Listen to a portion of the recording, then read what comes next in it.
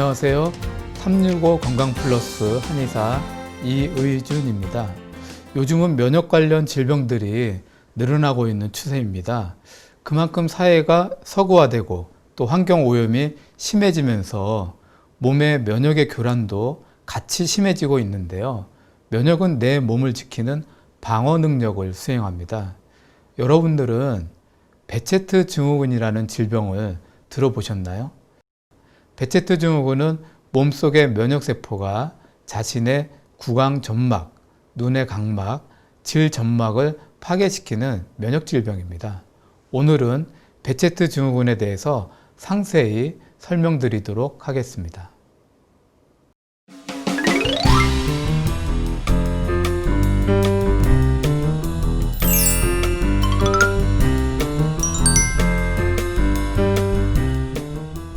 오늘은 베체트 증후군이 무엇인지, 어떻게 치료하고 관리해야 하는지에 대해서 자세히 말씀드리겠습니다.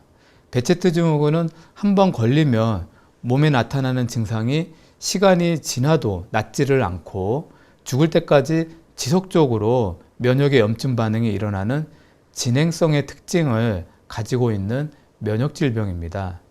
일종의 자가면역질환인데요.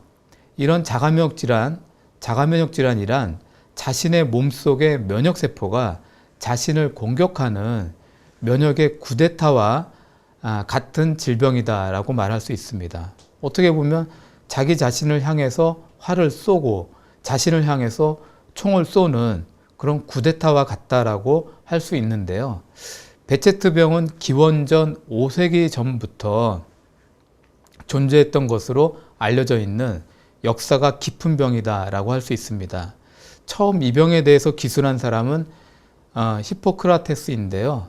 히포크라테스는 베체트병을 안구의 염증, 구강의 궤양, 성기, 병변이 반복적으로 일어나는 질병이다라고 설명하고 있습니다.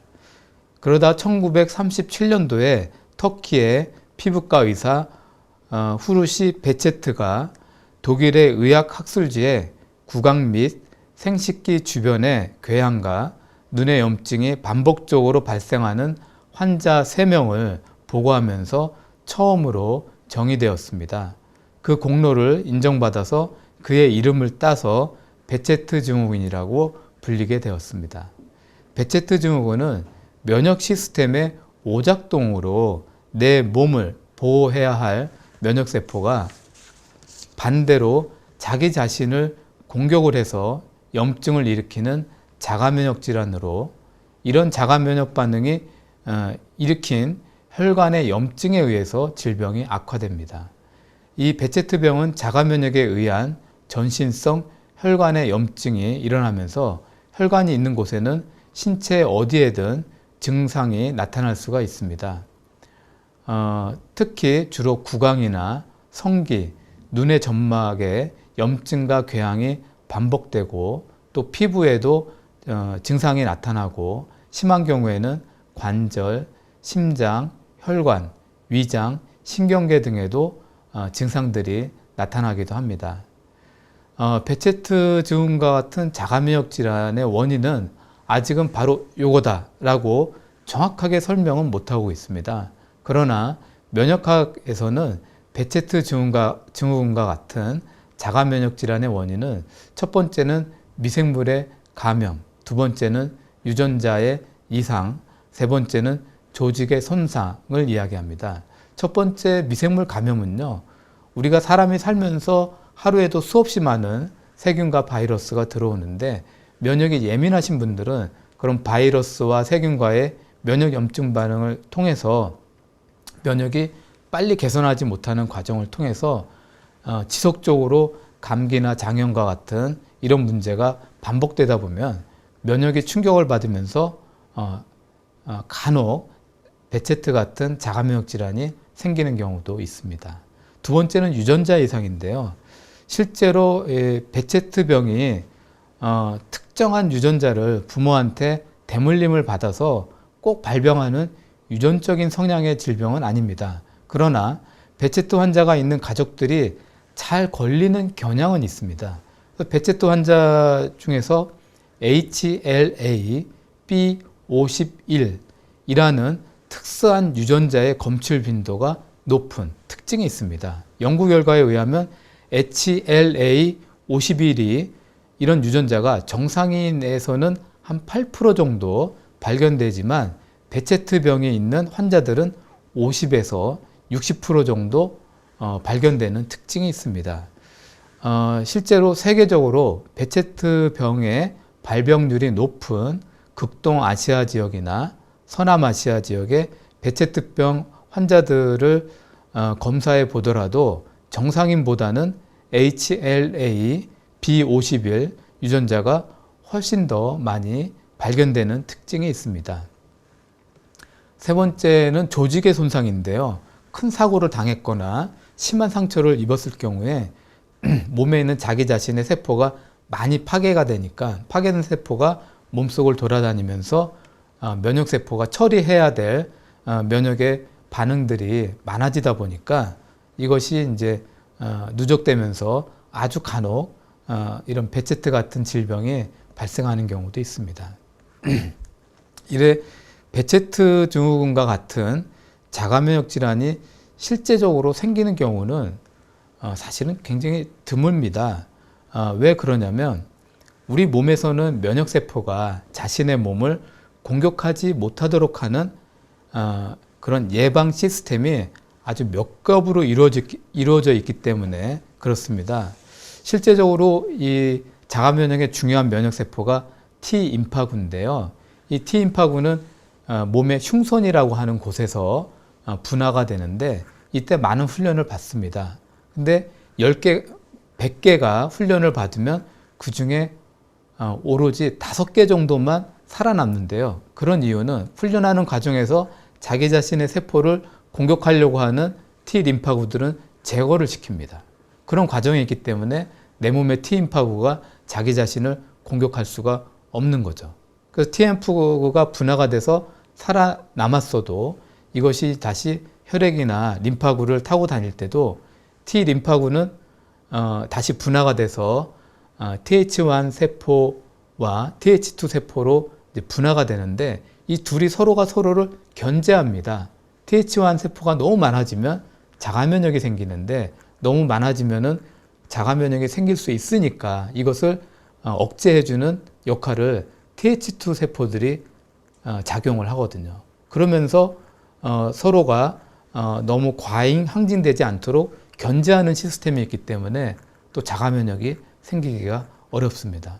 이뿐만이 아니라 이런 면역의 균형이 깨졌다 하더라도 다시 원상대로 복귀시켜 줄 수 있는 역할을 해주는 조절 T세포라고 하는 면역세포가 있기 때문에 또다시 면역 불균형을 바로잡아 주다 보니까 자가면역은 일반인들이 이렇게 쉽게 걸릴 수 있는 질병은 아닙니다.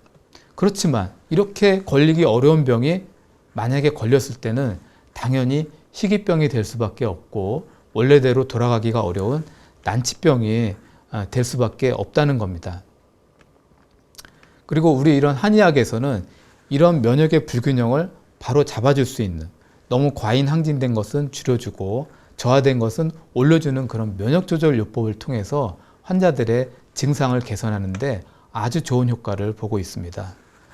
실제적으로 얼마 전에는 질점막에 베체트 증후군 때문에 염증과 궤양이 너무 심해져 가지고 치료를 받으셨던 분이 있는데 그분이 결국 그런 한의학적인 치료를 통해서 염증이 개선돼서 이제는 정상적인 직장 생활을 하실 수 있게 된 분도 있습니다. 그리고 이거는 많이 신문 기사를 통해서 알려진 얘기인데 어떤 그 선수가 베이징 올림픽에 참가를 했는데 미국 육상 선수 중에 사나 리처즈라고 하는 여성이 있었는데요.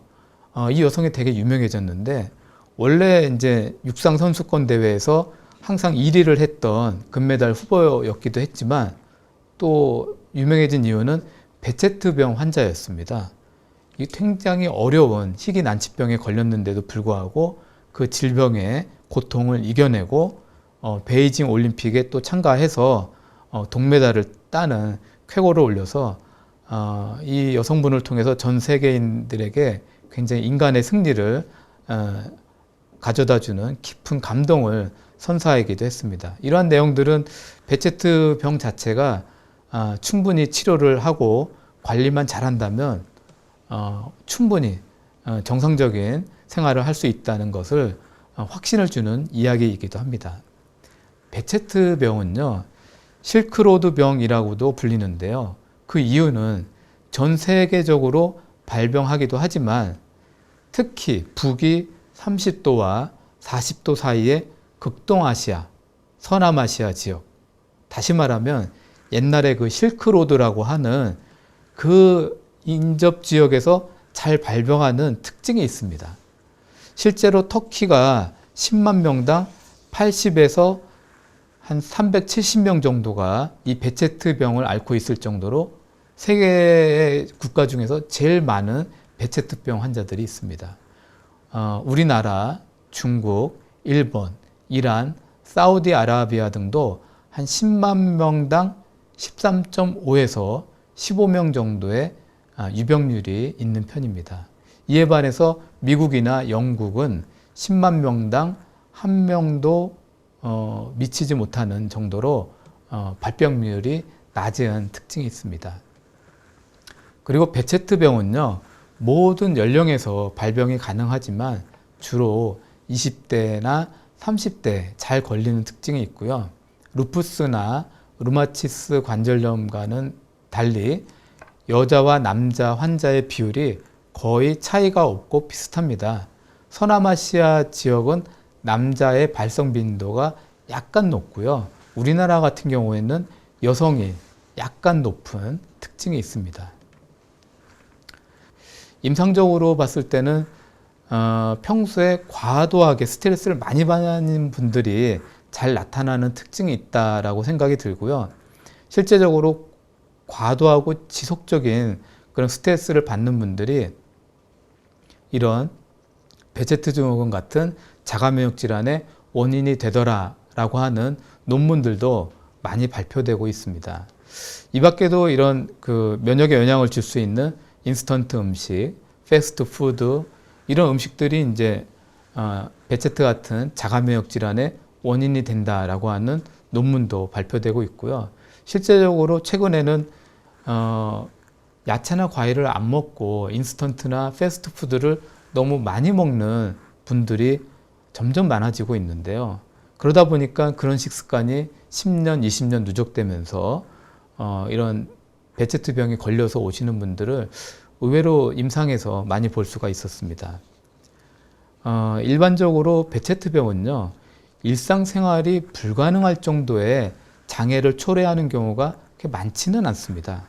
그렇지만 치료를 잘 안 하고 방치해버리면은 병이 악화되면서 굉장히 심각한 증상을 야기하는 경우도 있기 때문에 항상 주의하셔야 되겠습니다. 베체트병은 우선은 눈에 염증이 자주 일어나고요. 구강의 점막, 질과 성기의 점막에 염증이나 궤양이 발생하는 특징이 있습니다. 또 이 밖에도 피부에 붉은 반점이 발생하고 근육이 아프거나 관절의 통증이 함께 일어나는 경우도 있습니다. 베체트 환자분들 중에 50% 정도는요, 눈에 이제 증상이 나타나는데요. 사실 베체트 환자분들이 가장 걱정하는 것이 뭐냐면 실명입니다.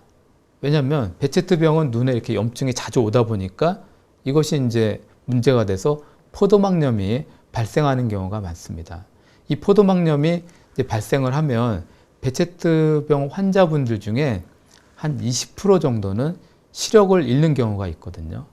그러니까 포도막염은 눈 안에 있는 망막과 공막의 중간층에 해당되는 이제 것을 우리가 포도막이라고 하는데, 이 포도막에 염증이 이제 발생을 하게 되면 망막이나 유리체에도 이제 염증이 진행이 되면서 결국에는 이 염증과 함께 굉장히 많은 합병증을 일으키게 됩니다.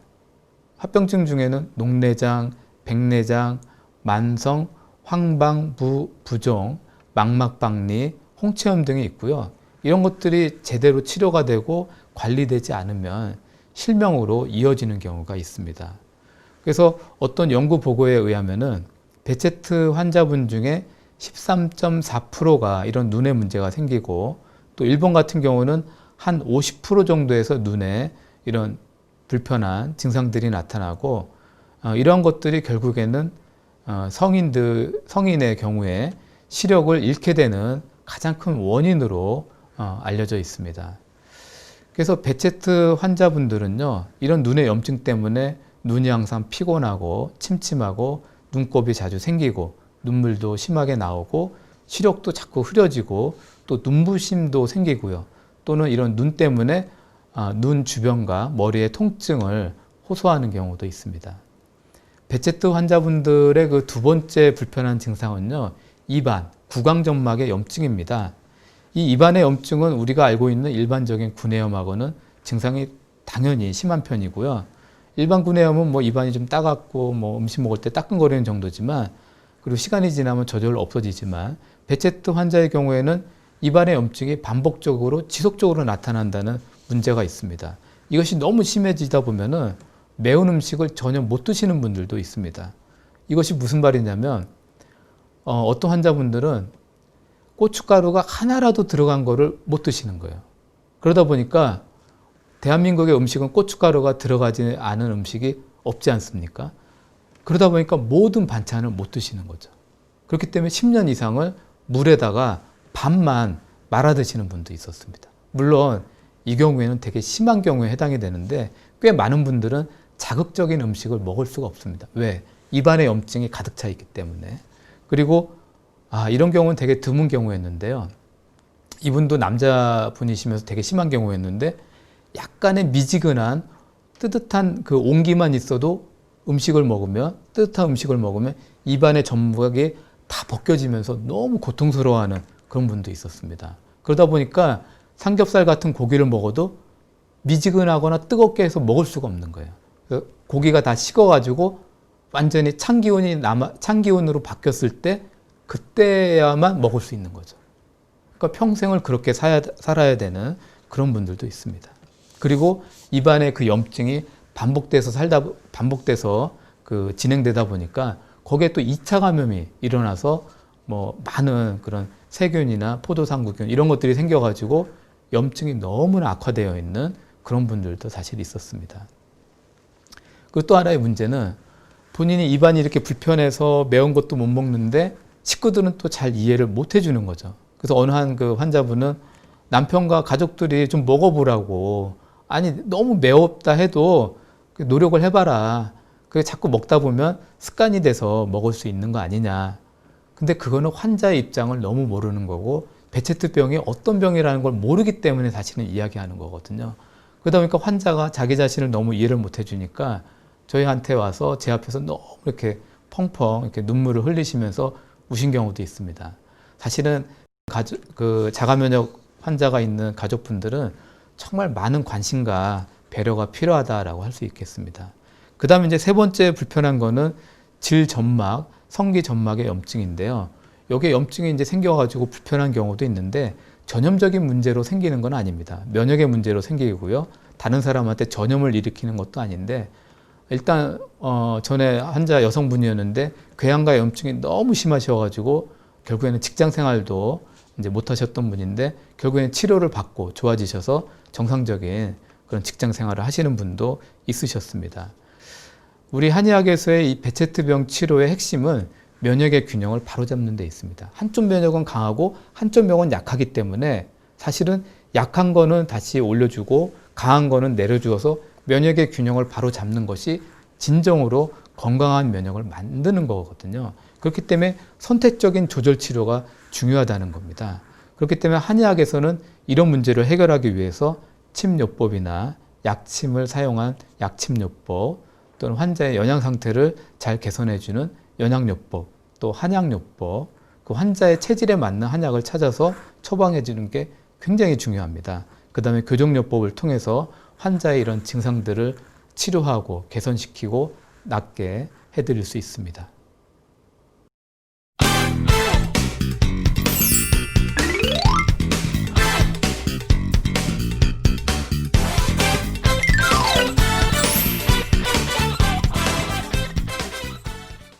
알쏭달쏭 건강 Q&A 시간입니다. 많은 분들이 질문을 주셨는데요. 베체트병 환자의 좋은 생활 습관은 무엇인가요? 라는 질문을 주셨습니다. 굉장히 중요한 질문을 하셨는데요. 베체트병 같은 자가면역 질환은 사실 생활 습관이 굉장히 중요합니다. 그 중에서도 가장 중요한 건 스트레스 관리입니다. 실제적으로 이 베체트 환자분들은 이 병에 걸리게 되면 굉장히 불안감에 시달리는 경우가 많은데요. 가장 큰 이유는 내가 이 병이 심해지면 실명을 하지 않을까. 그래서 내가 시력을 잃어서 정말 불행한 삶을 살아야 하지 않을까. 이런 걱정이 굉장히 많습니다. 그래서 또 어떤 분은 내 병이 심해져서 직장 생활을 그만두는 게 아닐까. 또 몸의 염증이 심해져서 정상적인 결혼 생활을 내가 못하는 것이 아닐까. 걱정들이 굉장히 많을 수밖에 없는데요. 그러다 보니까 환자분들은 우울증에 또 시달리게 되고요. 그리고 신경도 너무 예민해지는 특징이 있습니다. 그러다 보니까 이러한 불안해하고 과민하게 이렇게 걱정을 하는 것 자체가 본인의 질병을 고치는데 더 나쁘게 작용하는 경우가 굉장히 많습니다. 그렇기 때문에 항상 마음속에 그런 불안한 마음이 생길 때마다 바로 그거를 지우시고, 마음이 뜰 때마다, 불안한 마음이 생길 때마다 바로바로 지우시고, 나는 치료를 하면 이 병을 치료하고 나을 수 있고 행복하게 살 수 있다. 이런 긍정적인 마음으로 항상 바꿔주시는 그런 심리적인 마음의 관리가 진짜 중요하다라고 할 수 있습니다. 그 다음에는 중요한 게 잠을 자는 겁니다. 왜 그러냐면 잠자는 거는 면역하고 너무나도 중요한 관련성이 있거든요. 사람이 10시에서 2시, 그러니까 밤 10시에서 새벽 2시에 내 몸의 염증을 가라앉히고 그 다음에 상처받은 세포들이 다시 정상으로 재생되고 하는 내 자신의 치유력을 갖고 있는 그런 면역 호르몬 물질들이 가장 많이 나온 시기가 이 시간대거든요. 그렇기 때문에 이런 베체트 같은 질병이 있으신 분들은 항상 10시에는 꼭 잠을 주무시는 것이 굉장히 중요하다라고 할 수 있겠습니다. 그 다음에 또 중요한 거는 물인데요. 우리가 물을 되게 소홀히 여기는 경우가 있는데 그렇지 않습니다.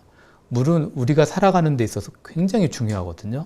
내 몸의 70%를 차지하는 게 물인데 어떤 물이 들어오냐가 중요합니다. 그리고 2% 부족하지 않게 항상 채워주는 게 중요한데요.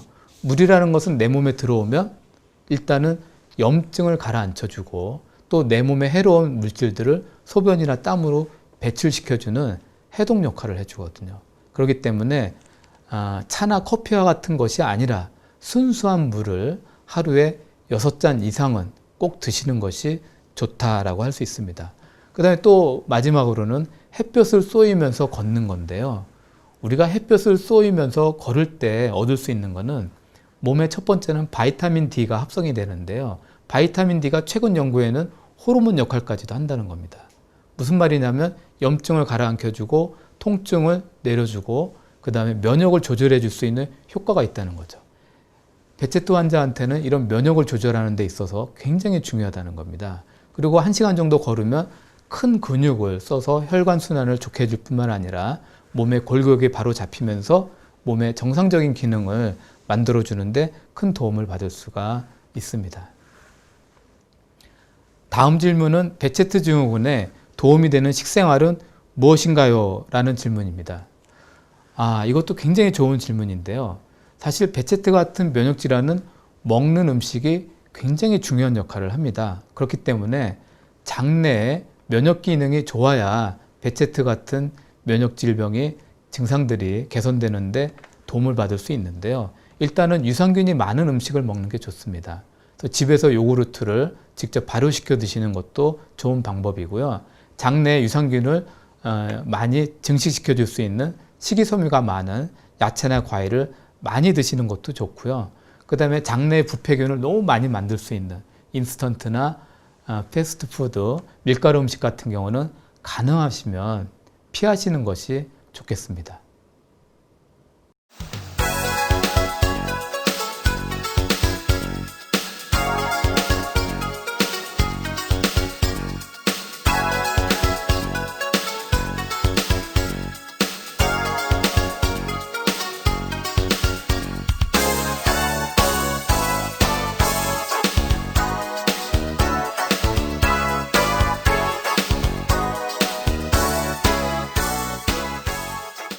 네, 오늘은 베체트 증후군에 대해서 알아보았습니다. 베체트병 환자의 경우에는 자신의 질병이 치유가 되지 않고 증상이 더 심해질까봐 그리고 실명할까봐 걱정하는 경우가 매우 많습니다. 그러나 실제 치료를 통해서 증상이 좋아지고 정상적인 생활을 하실 수 있는 것이 가능합니다. 한의학의 치료는 면역의 정상적인 균형을 만들어줌으로써 몸의 상태가 정상적인 생리 패턴으로 돌아갈 수 있도록 도와줍니다. 그렇기 때문에 베체트병의 환자라 하더라도 좋아지고 나아질 수 있으므로 항상 희망을 가지시길 바라겠습니다. 다음 이 시간에는 경피증에 대해서 말씀을 드리겠습니다. 시청해 주셔서 감사합니다.